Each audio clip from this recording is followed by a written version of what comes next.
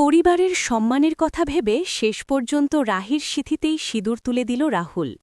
শুধু তোমারই জন্য ধারাবাহিকের নতুন প্রোমোতে এমনই এক চমকে দেওয়া দৃশ্য দেখানো হয়েছে।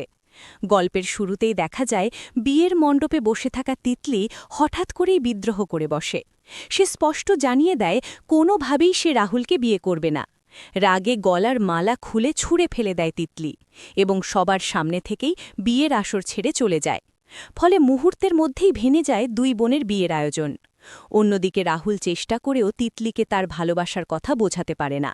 তখন রাহুলের বাবা ছেলের কাছে অনুরোধ করে বলেন, পরিবারের সম্মানের কথা ভেবে অন্তত রাহিকেই যেন সে বিয়ে করে। কিন্তু রাহুল স্পষ্ট জানিয়ে দেয় তিতলি ছাড়া তার জীবনে আর কাউকে সে মেনে নিতে পারবে না। এদিকে রাহিও সবার সামনে বলে দেয় সে কোনোভাবেই এই বিয়ে করতে পারবে না, কারণ রাহুল তো তার ছোট বোন তিতলিকেই ভালোবাসে। তাদের দুজনেরই বিয়ে হওয়ার কথা ছিল। সেই জায়গায় দাঁড়িয়ে সে কিভাবে রাহুলকে বিয়ে করবে? বিয়ে তো কোনো খেলাধুলা নয়। এই কথা বলেই রাহুলও গলার মালা ছিঁড়ে ফেলে দিয়ে মণ্ডপ ছেড়ে চলে যায়। একদিকে দাঁড়িয়ে থাকে রাহুল, আর অন্যদিকে চোখের জল ধরে রাখতে পারে না রাহি।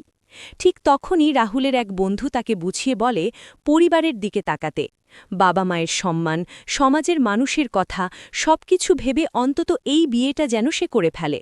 সে আরও বলে তিতলি যখন রাহুলের কথা ভাবল না, তখন শুধু তার কথা ভেবে বসে থাকলে তো চলবে না। বন্ধুর কথা শুনে গভীরভাবে ভাবতে থাকে রাহুল। শেষ পর্যন্ত পরিবারের সম্মান রক্ষার জন্য সে আবার বিয়ের মণ্ডপে ফিরে আসে।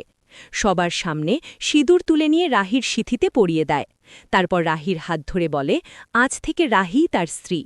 তো বন্ধুরা, তোমরা কি চাও গল্পটা এভাবেই এগিয়ে যাক? সত্যিই কি রাহুলের জীবনে শেষমেশ রাহি তার সঙ্গী হয়ে থাকবে? তোমাদের মতামত অবশ্যই কমেন্ট করে জানাতে।